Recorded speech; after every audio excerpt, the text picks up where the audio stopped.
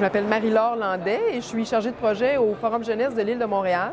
Et je m'occupe principalement des dossiers de participation citoyenne et participation démocratique des jeunes entre 12 et 30 ans.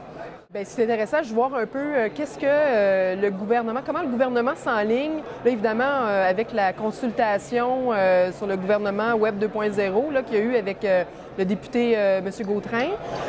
C'est un peu la bougie d'allumage, là. Donc, venir ici, écouter un peu vers quoi ils s'enlignent, voir un peu, là, j'ai entendu la Ville de Montréal aussi qui a ouvert ses données il n'y a pas très longtemps. Donc, l'idée de venir chercher un peu comment est-ce qu'on peut collaborer, qu'est-ce qu'on peut faire avec nous, avec ces données-là, dans une optique de démocratiser l'information pour les jeunes, la rendre accessible aussi, qu'ils comprennent la ville dans laquelle ils habitent, comment ils peuvent participer, comment ils peuvent développer des projets, comment ils peuvent l'habiter aussi, que ce soit culturellement, au niveau des loisirs et tout ça. Là. Mais donc, il y a beaucoup de ça que je venais chercher aujourd'hui. Et un deuxième aspect qui était dans les outils qu'on développe de notre côté, pour les jeunes sur les médias sociaux et tout ça, de quelle façon on peut maximiser leur diffusion, comme par exemple si on analyse, on fait une petite analyse un peu, voir est-ce que les jeunes sont sur Google+, ou bien sont plus sur Facebook. Donc, on va maximiser notre présence là, peut-être moins sur Google+. Enfin, c'est ça. Oui, c'est ça. Les téléphones qu'ils utilisent, quelqu'un disait tantôt qu'il y avait 4 étudiants sur 10 qui avaient un téléphone intelligent. Donc, c'est pas la majorité des étudiants. Donc, peut-être, oui, des applications iPhone et tout ça, on regarde ça. Quelqu'un parlait aussi d'une campagne SMS qui devient plus intéressante parce que si on n'a pas tous des téléphones intelligents, il y en a une grosse majorité qui ont un téléphone cellulaire. Donc, ça aussi, là, quand c'est temps d'une campagne électorale puis qu'on veut que les jeunes aillent voter puis qu'on veut leur expliquer comment ça fonctionne, bien, des fois, un petit « Hey, es-tu inscrit sur la liste électorale » qui rentre en message texte dans ton téléphone, ça pourrait être une idée. Oui, ils participent. Et c'est une participation qui est peut-être moins connue, en fait.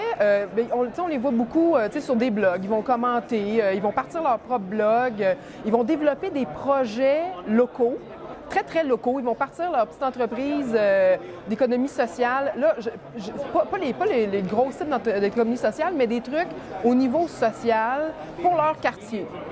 Ils sont beaucoup là. Ou bien, bon, à un moment donné, à l'époque ils vont faire du développement local, mais ailleurs, dans d'autres pays. Ils en font ici aussi. Ils participent, bon, évidemment, peut-être parce que moi, je vis dans un milieu déjà, engagé, là, parce que dans mon Facebook, les gens commentent l'actualité, commentent, beaucoup. Donc, sur les médias sociaux, on voit beaucoup ça.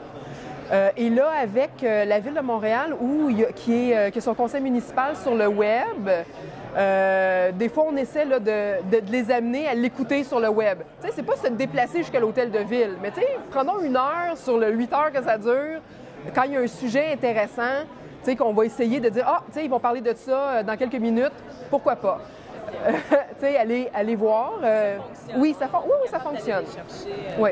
C'est encore, tu sais, c'est des petits pas. Je pense qu'il faut y aller étape par étape, mais à un moment donné, de le plus possible leur dire que c'est accessible, qu'il y a des possibilités, que de plus en plus le gouvernement fait des consultations en ligne.